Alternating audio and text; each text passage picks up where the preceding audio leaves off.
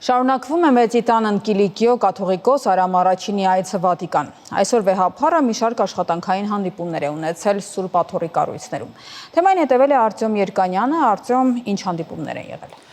Արամ վեհափառը Վատիկանում է քառօրյա այցով, այսօր նա դասախոսություն է ունեցել Օրիենտալում ստադիորում հաստատությունում, դա կաթոլիկ աշխարհի ամենակարևոր բարձրագույն ուսումնական հաստատությունն է եւ իր ելույթում նա խոսել է մերձավոր արևելքում քրիստոնեությանը սպառնացող մարտահրավերների մասին, այդ թվում նաև արցախահայերի իրավունքների մասին։ Այսօր նաև հանդիպում է ունեցել Վատիկանի Իկումենիզմի համար պատասխանատու ատյանում, այդ ատյանի պաշտոնյաների հետ քննարկել է այդ թվում նաև Սուրբ Զատիկը նույն օրը տոնելու անհրաժեշտության հարցը։ Արամ վեհափառը այս հարցը դեռ տարիներ առաջ է բարձրացրել եւ նրա ջանքերի արդյունքում այն իսկապես լրջորեն քննարկվում է եւ նրա նախաձեռնությամբ միգուցե հաջողվի մինչեւ 33 թվականը համաձայնության գալ, որպեսզի կաթոլիկ եկեղեցին, ուղղափառ, բողոքական եւ ավերելյան եկեղեցիները նույն օրը տոնեն Զատիկը։ Հիշեցնեմ 33 թվականին տոնելու ենք Քրիստոսի համբարձման 2000-ամյակը։ Եվ նաև հավանաբար արդեն վաղը տարբեր այլ աշխատանքային հանդիպումներ կունենա վեհափառը, այդ թվում նաև արևելյան եկեղեցիների կապի համար պատասխանատու գերատեսչության պաշտոնյաների հետ։ Հիշեցնեմ, երեք Արամ վեհափառը հանդիպում է ունեցել պետքարտուղար կարդինալ Պիետրո Պարոլինի հետ եւ Հռոմի պապ Լևոն 14-րդի հետ, որի հետ քննարկել է այդ թվում նաև արցախահայերի հայրենիք վերադառնալու իրավունքի հարցը, Արցախում հայերի թողած ժառանգությունը պահպանելու հարցը եւ Բաքվում պահվող հայ գերիների ազատ արձակման հարցը եւ դրանում Վատիկանի դերի խնդիրը։ Երկու հովվապետերի երկրորդ հանդիպումն է սա, առաջին անգամ նրանք հանդիպել են անցած տարվա դեկտեմբերին Բեյրութում, բայց սա առաջին պաշտոնական հանդիպումն է նրանց, հիշեցնեմ ամենայն հայոց կաթողիկոս Գարեգին II-ը նույնպես պաշտոնական այցով եղել է Վատիկանում, դա անցած տարվա սեպտեմբերին էր։ Արտյոմ, արդյոք Լեո 14-րդի կողմից քրիստոնեական համերաշխության կոնկրետ դրսևորումներ եղել են։ Դες հետաքրքիր է, ի տարբերություն նախորդ Հռոմի պապ Ֆրանցիսկոսի,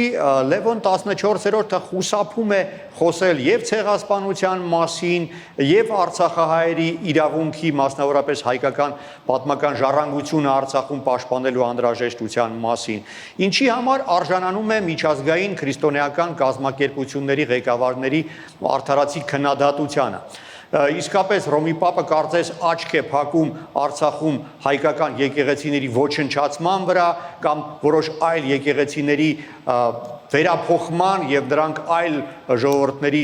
ժառանգություն ներկայացնելու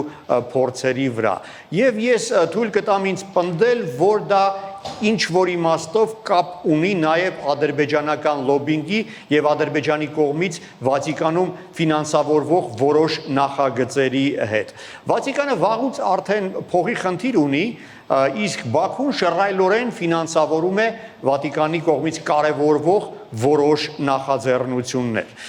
Կարծում եմ այսպիսի այցերը եւ հովվապետերի միջև շփումը հնարավորություն է համոզելու, որ այդ քաղաքականությունը դեստրուկտիվ է եւ դրանից արժի հրաժարվել։ Արտյոմ, ինչպես է կոնկրետ աշխատում ադրբեջանական լոբինգը Վատիկանում։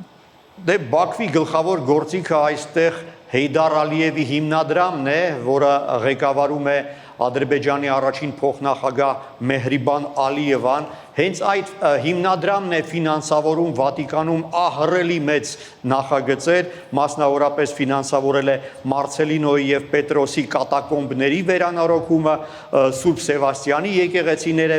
վերանորոգել, առաքելական գրադարանն է վերանորոգել, այսինքն միլիոնավոր եվրոների նախագծեր են ֆինանսավորվել Բաքվի կողմից, բայց ինչն է հետաքրքիր, 23 թվականին այդ ֆինանսավորումը որոշ ժամանակով դադարեցվել էր։ Բանն այն է, որ Ադրբեջանում նեղացել էին նախորդ Հռոմի պապ Ֆրանցիսկոսից, ով 23 թվականի հոկտեմբերին կոչ էր արել հարգել Արցախում թողած հայերի ժառանգությունը եւ պատմական հուշարձանները։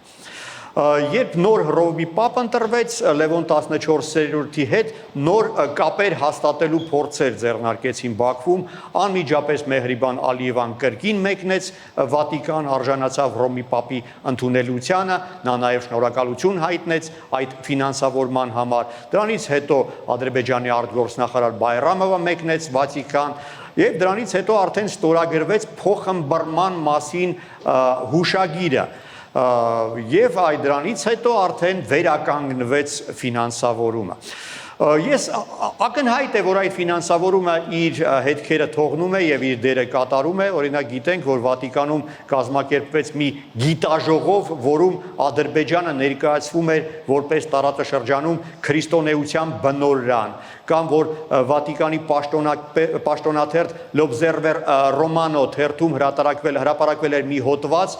որում Արցախի ողջ պատմական ժառանգությունը ներկայացվում էր որպես աֆղանական, իսկ հայերը իբր եկվոր ժողովուրդ են եւ բռնի կերպով ասիմիլացրել են տեղի բնիկ ժողովուրդներին։ Դադիվանքը, Ամարասը, Գանձասարը ներկայացվում էին որպես աֆղանական ժառանգության հուշարձաններ։ Ես վստահ եմ, որ Ադրբեջանի կողմից Վատիկանում ֆինանսավորվող նախագծերը ու այս ամենը ինչ որ ընդհանրություն ունեն։ Շնորհակալություն, Արտյոմ։